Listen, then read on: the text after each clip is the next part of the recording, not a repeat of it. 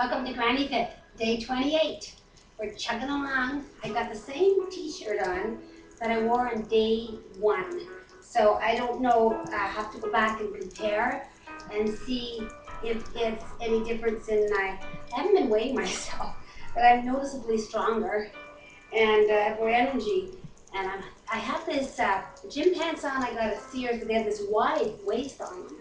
And the waist keeps rolling down and it bothers me. But I have to go in and compare the picture of the gym clothes, like this circumference maybe with the day 1 video, to see if all of this working out for almost a month has done anything to firm me up and pull me back into place. I found this in my drawer, so that'll kind of prevent a little bit of stuff hanging out.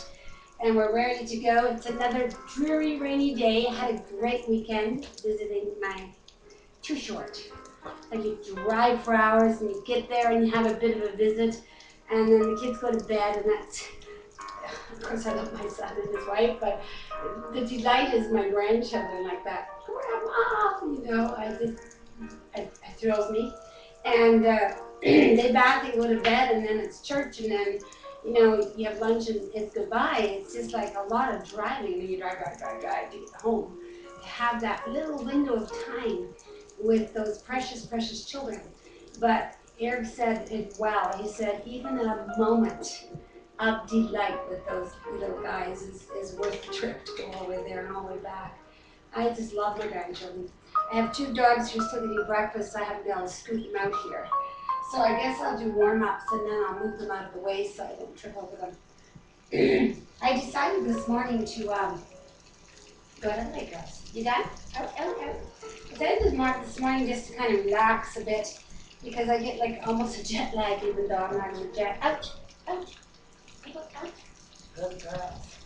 When I travel like that, like 2 days, you know, that driving, and drinking coffee, it just makes me tired.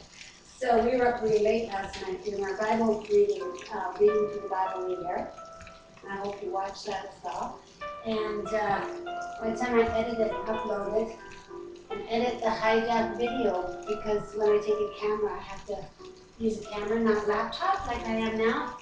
It takes much longer to upload. So I got up with my husband and we had kind of some quiet time this morning. And then he went off to work. And I looked out the window and it was still dark. So I said, dear Lord, I need a few hours sleep. Let me fall asleep again.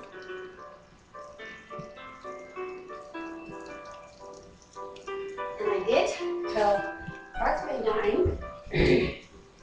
And my girlfriend from St. Thomas called. We had like an hour-long conversation on the phone.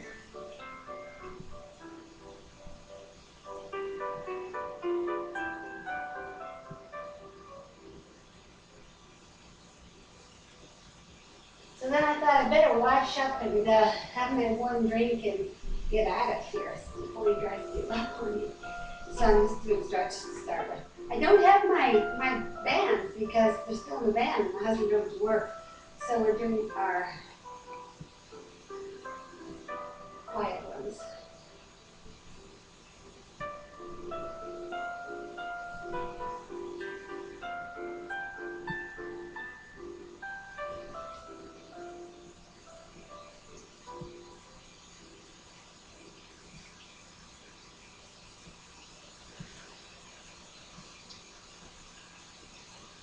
Can you hear the rain?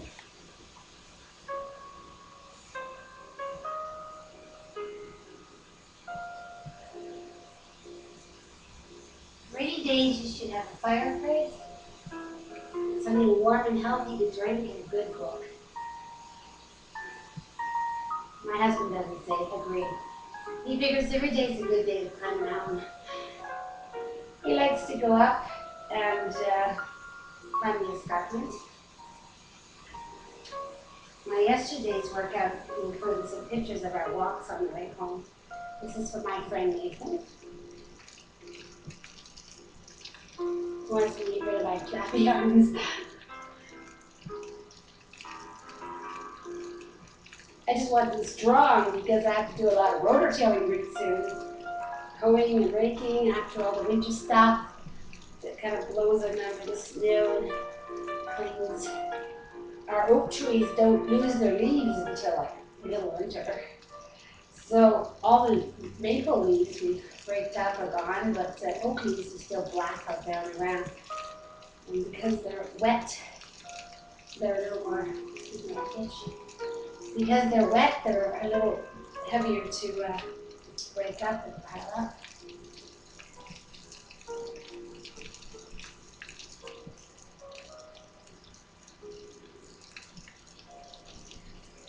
So I hope you had a good weekend. If you had family, I hope you spent some time with them.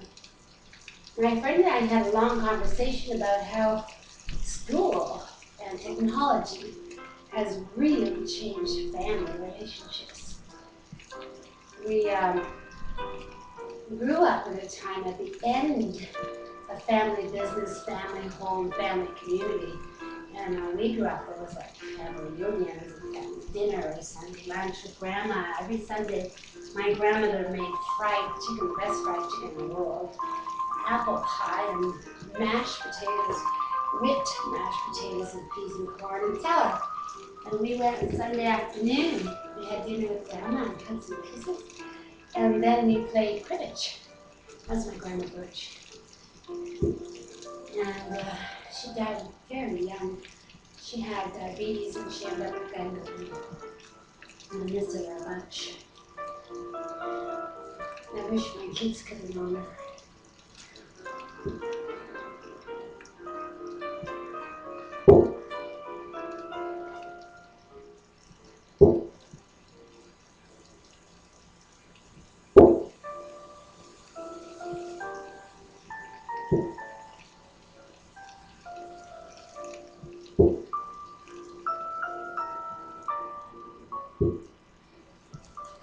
My grandma Birch was Catholic, and she had prayer beads, and she left me her prayer beads, and she left me a sparkly jeweled watch.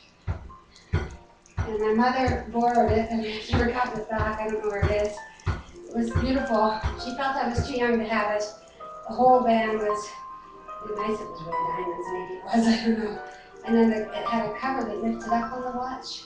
The timepiece was underneath and it didn't work, but it didn't matter.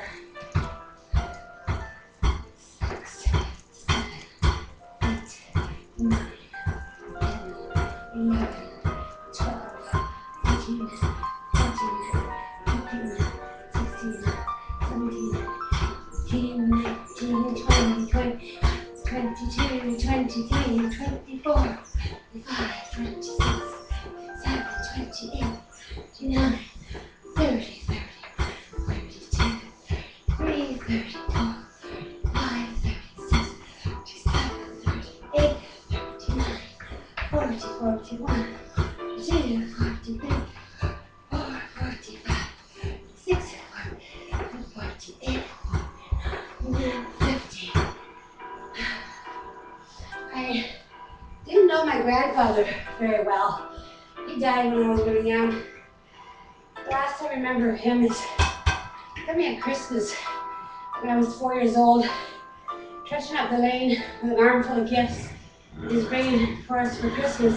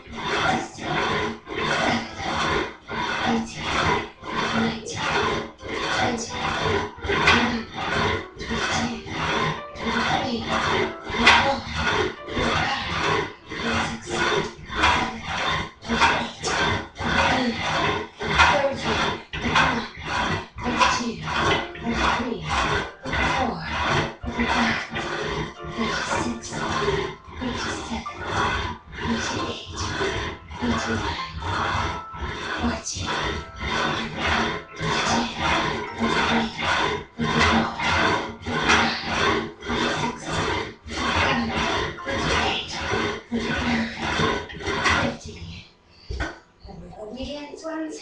1, 2, 6, 7, 8.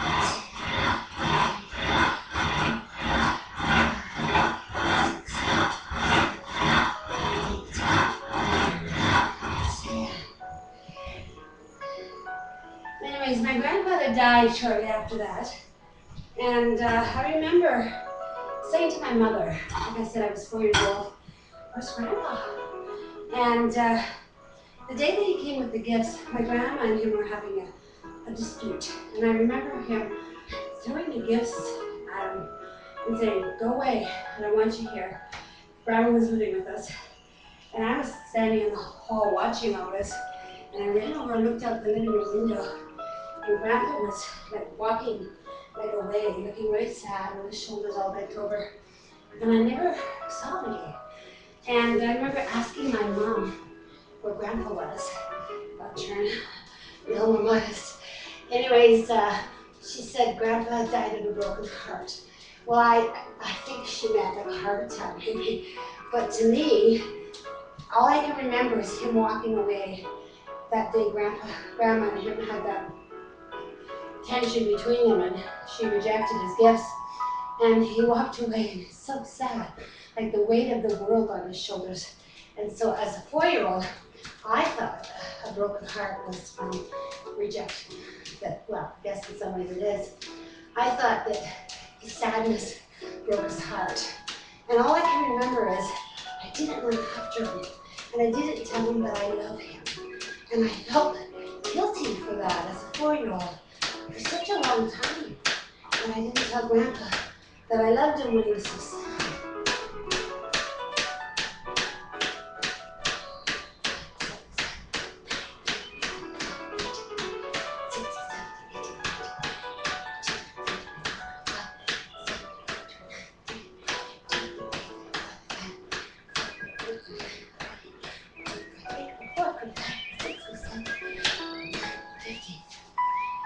And it's amazing how those kinds of memories and experiences impact your life, because after that, I could never be mean to older people. And I always feel this compulsion to hug older people when I see them, when we're visiting the hospitals, nursing homes, and when I get to know them, to say, you're so special to me, I love you, I just love being here, visiting you. And it's not pumped up or artificial, I'm very sincere. But I think part of it comes out of that wound of us being a child and feeling like I should have said something. Maybe I guess I thought that if I had told him I loved him, he wouldn't have died. Funny how kids think. So when we go to my son's house and his children run out and say, "Grandma, Grandpa, Grandpa," that's so precious to me. And I make sure that they know that I know that they love me, because I love them.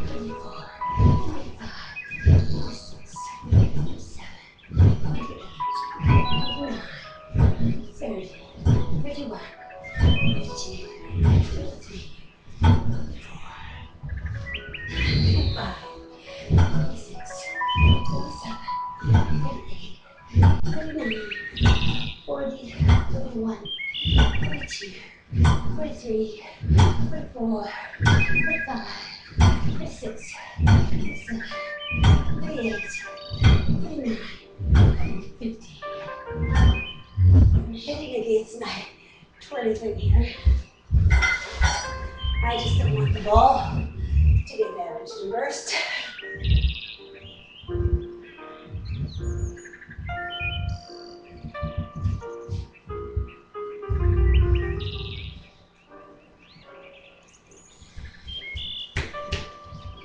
Now, my friend and I were talking about this family thing.